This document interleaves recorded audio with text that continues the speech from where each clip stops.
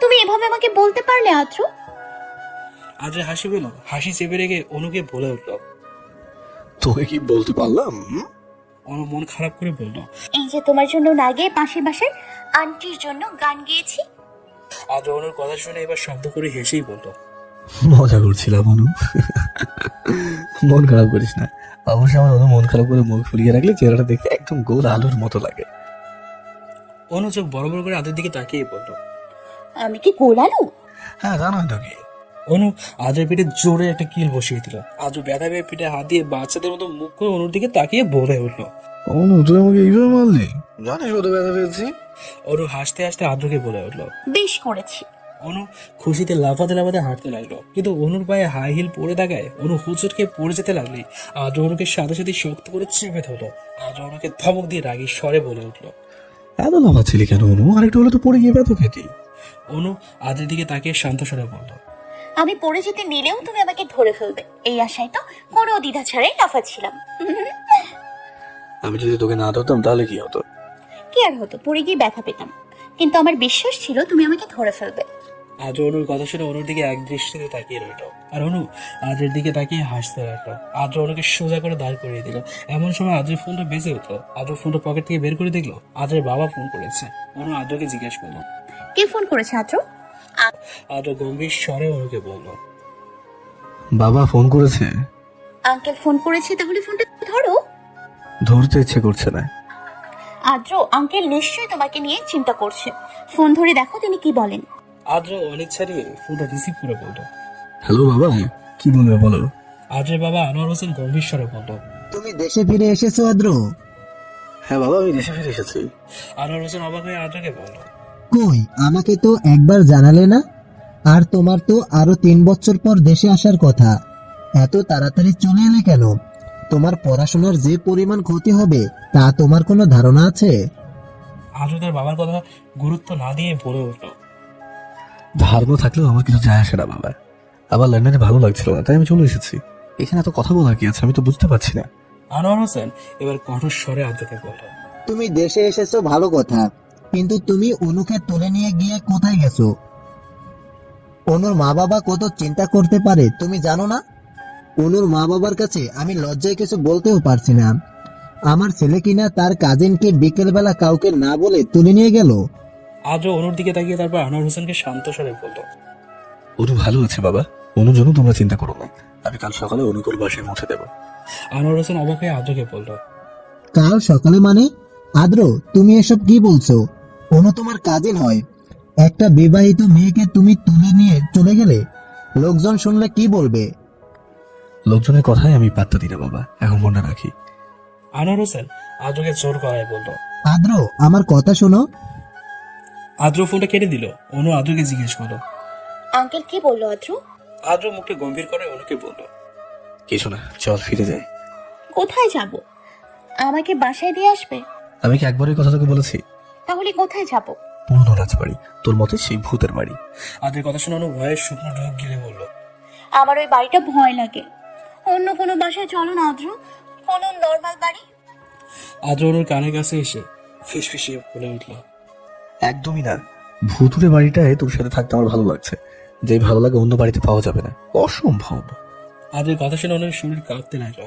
অনুর শরীর কাঁপছে দেখে আদ্র বুঝতে পারলো অনু আর হাঁটতে পারবে না, তাই আদ্র অনুকে কোলে তুলে নিল। অনু অবাক হয়ে আদ্রের দিকে তাকিয়ে চোখ বন্ধ করে নিল। আদ্র অনুকে নিয়ে আবারও সেই রাজবাড়িতে চলে গেল। অনুকে আগের রুমের বিছানায় বসিয়ে দিয়ে আদ্র অনুর পাশে বসে সিগারেটে আগুন ধরিয়ে সিগারেট খেতে লাগলো। অনু কাশতে লাগলো। কাশতে কাশতেই অনু বড় বড় চোখ করে আদ্রের দিকে তাকিয়ে অবাক হয়ে বলল। আদ্র, তুমি তো আগে কোনোদিন সিগারেট খেতে না, তাহলে এখন সিগারেট খাচ্ছ কেন? আদ্র অনুর দিকে কিছুক্ষণ এক দৃষ্টিতে তাকালো, তারপর সিগারেট খেতে খেতে অনুকে শান্ত স্বরে বলল। তোর থেকে দূরে থাকার পর এই সিগারেটটাই আমার একমাত্র সঙ্গী। এখন আমি সিগারেট ছেড়ে কি করে থাকি বলতো অনু? আমার অভ্যেস হয়ে গেছে তো। আদ্রের কথা শুনে অনুর ভীষণ কান্না পাচ্ছে। এদিকে আদ্র সিগারেট খাচ্ছে, এটা অনুর নিজ চোখে দেখে অনুর সহ্য হচ্ছে না। অনুর আদ্রের হাত থেকে খপ করে সিগারেটটা কেড়ে নিয়ে মাটিতে ফেলে দিল। আদ্র গম্ভীর স্বরে অনুকে জিজ্ঞেস করলো। সিগারেটটা ফেলে দিলি কেন অনু? অনু রেগে গিয়ে আদ্রকে বলল। তুমি আর কোনোদিনও সিগারেট খাবে না আদ্র, কোনোদিনও না।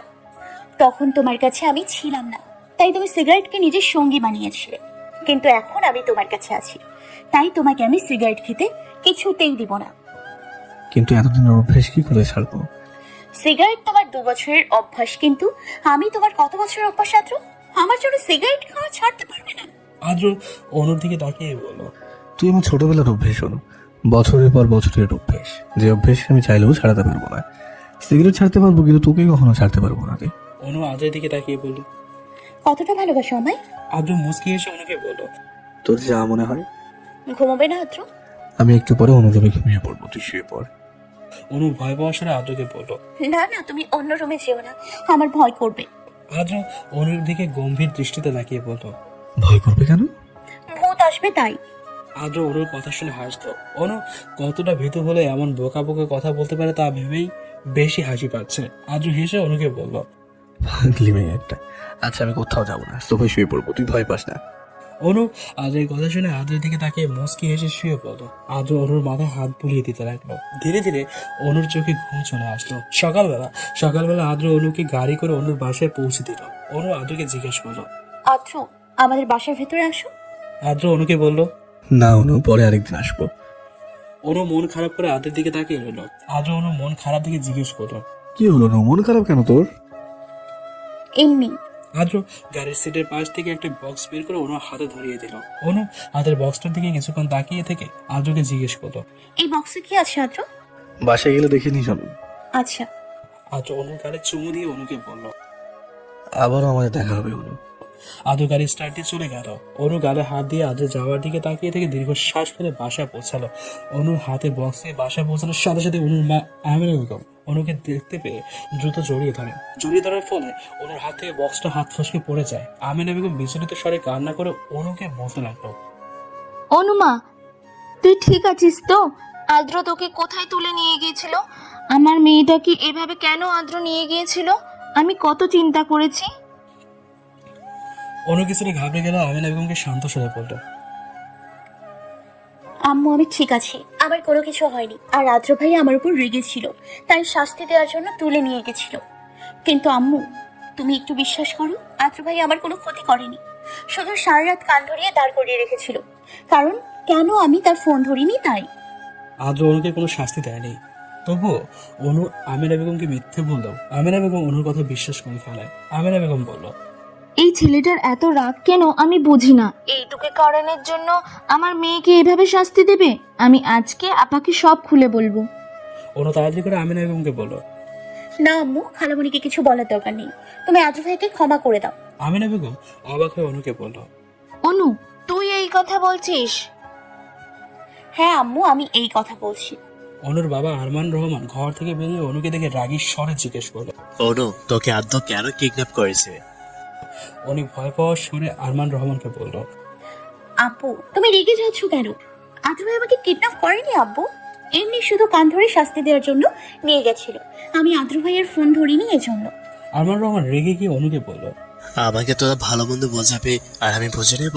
আমি আদ্যকে খুব ভালো ছেলে মনে করতাম, কিন্তু সেই এত খারাপ আগে জানতাম না। আর সামান্য ফোন না ধরার জন্য কেউ এইভাবে বাসা থেকে তুলে নিয়ে যায়? আব্বু, তুমি আদ্র ভাইকে ভুল বুঝছো। আরমান রহমান ধমকে অনুকে বলল। চুপ থাক। আর মাটিতে এইগুলো কি পড়ে আছে?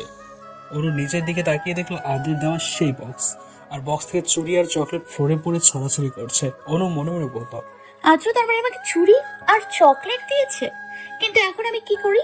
আব্বু তো এই চুড়ি আর চকলেট দেখলে এখন আমাকে অনেক বকা দেবে। আরমান রহমান মাটি থেকে বক্সটা তুলে দেখলেন অনেক চকলেট আর চুড়ি। এতগুলো চকলেট আর চুড়ি দেখে আরমান রহমান অবাক হলেন। তিনি অনুর দিকে তাকিয়ে গম্ভীর স্বরে বলল। এইগুলো তোকে কে দিয়েছে অনু? অনু আমতা আমতা করে বলল। আব্বু, এগুলো কি হলো, বলছিস না কেন? এইগুলো তোকে অদ্য দিয়েছে? হ্যাঁ আব্বু, আদ্র ভাইয়া কিনে দিয়েছে। আরমান রহমান মেয়ের দিকে রাগের দৃষ্টিতে তাকালেন, তারপর রেগে বক্সটা ছুঁড়ে মাটিতে ফেললেন। সবগুলো চুরি চকলেট এখানে সেখানে পড়ে আবারও ছড়িয়ে ছিটিয়ে গেল। অনু আরমান রহমানের রাগ দেখে ভয় পেয়ে গেল। আরমান রহমান রেগে গিয়ে আমিনা বেগমকে বলল। আমেনা, তোমার মেয়েকে ঘরে নিয়ে যাও। আমিনা বেগমও অনুকে ঘরে নিয়ে গিয়ে বলল।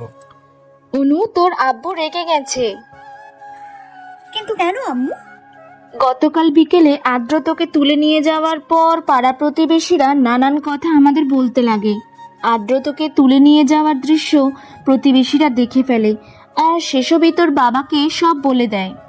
অনু ভয় পাওয়ার স্বরে আমিনা বেগমকে বলল। এখন কি হবে আম্মু?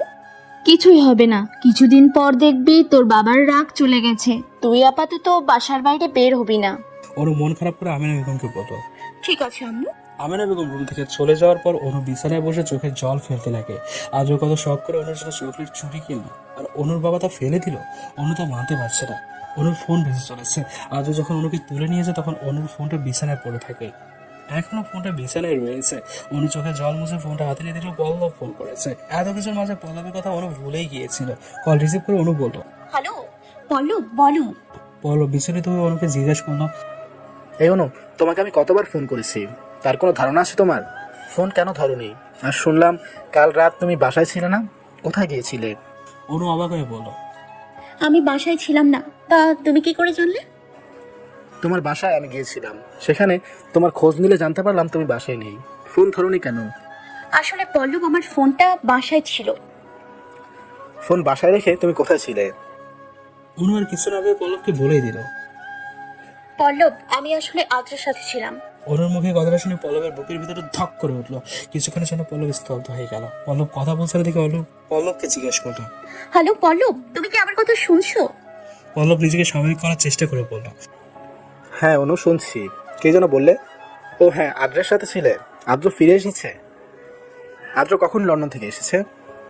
অনু শান্ত স্বরে আদ্রকে বলল। গতকাল আদ্র দেশে ফিরে এসেছে। পল্লব অনুকে গম্ভীর স্বরে জিজ্ঞেস করলো, আদ্রকে তোমাকে টাচ করেছে অনু? পল্লবের কথা শুনে অনু রেগে গিয়ে বলল। এসব কি ধরনের কথা পল্লব? পল্লব যেন মুখ ফুসকে কথাটা বলে ফেলেছে, তাই নিজেকে দ্রুত স্বাভাবিক করে বলল, আই এম সরি অনু। অনু বিরক্তির স্বরে পল্লবকে বলল, ইটস ওকে, আমি এখন ফোন রাখলাম, বাই। অনু বিরক্তি নিয়ে ফোনটা রেখে দিল। পল্লব একটু বেশি পার্সোনাল কথা অনুকে জিজ্ঞেস করেছিল, যা অনুর একদম পছন্দ হচ্ছিল না। এদিকে অনু ফোন কেটে দেওয়ায় পল্লব হতাশ দৃষ্টিতে কিছুক্ষণ নিজের ফোনের দিকে তাকিয়ে রইল। পল্লবের বুকের ভেতরটায় কষ্টে ফেটে যাচ্ছে। পল্লব আপন মনে বলতে লাগলো, অনু রাত্র চলে এসেছে, এখন কি অনু আমাকে ভুলে যাবে? আমাদের ফ্রেন্ডশিপটাও কি নষ্ট হয়ে যাবে? আমি যে অনুকে নিজের অজান্তে ভালোবেসে ফেলেছি। ভালোবাসি কথাটা অনুকে আজ পর্যন্ত বলতেও পারলাম না। যদি অনু আমাকে ভুল বুঝে, এই ভয়ে বলা হলো না কথাটা, আমার ভালোবাসার কথাটা। আদ্র আশায় অনু আমার থেকে দূরে সরে যাবে না তো? তাহলে আমার কি হবে? আমি যে অনুর সাথে কথা না বলে থাকতে পারি না। আদ্র নিজের বাসার ড্রয়িং রুমের সোফায় বসে আছে, নিজের কপালে হাতে চোখ বন্ধ করে গম্ভীরভাবে বসে আছে আদ্র। সামনে আদ্রের বাবা আনোয়ার হোসেন দাঁড়িয়ে আছে। রেহানা পারভিন তার ছেলে আসতে অনেক খুশি, কিন্তু আপাতত আনোয়ার হোসেনের রাগ দেখে তিনি চুপ করে আছেন। আনোয়ার হোসেন আদ্রের উপর যথেষ্ট রেগে আছেন, তাই আনোয়ার হোসেন আদ্রকে গম্ভীর স্বরে বলতো, এভাবে মান সম্মান ধুলোয় না মিশালে তোমার শান্তি হচ্ছিল না আদ্র? আদ্র তার বাবার দিকে তাকিয়ে জিজ্ঞেস করলো, এতে মান সম্মান নষ্ট কি আছে বাবা? আমি তো বললাম আমি কোনো ভুল করিনি, তাও কেন বারবার একই কথা বলছো? আনোয়ার হোসেন রেগে আদ্রকে বললেন, অনু তোমার খালাতো বোন হয় আদ্র, তুমি কিনা অনুকে এভাবে সকলের সামনে থেকে তুলে নিয়ে কোথায় গায়েব হয়ে গেলে?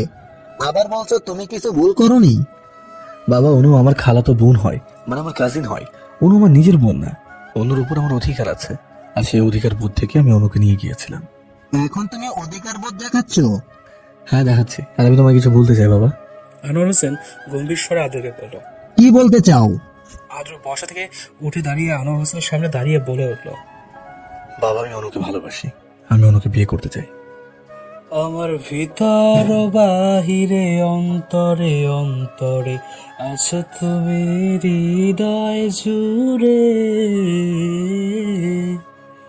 ভালো আছি ভালো থেকো, আকাশের ঠিকানায় চিঠি লিখো।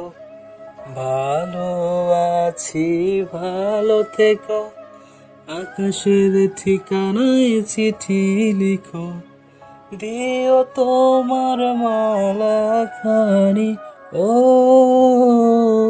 দিও তোমার মালা খানি, বাউলের মমতারে আমার ভিতর বাহিরে অন্তরে অন্তরে আছো তুমি হৃদয় জুড়ে,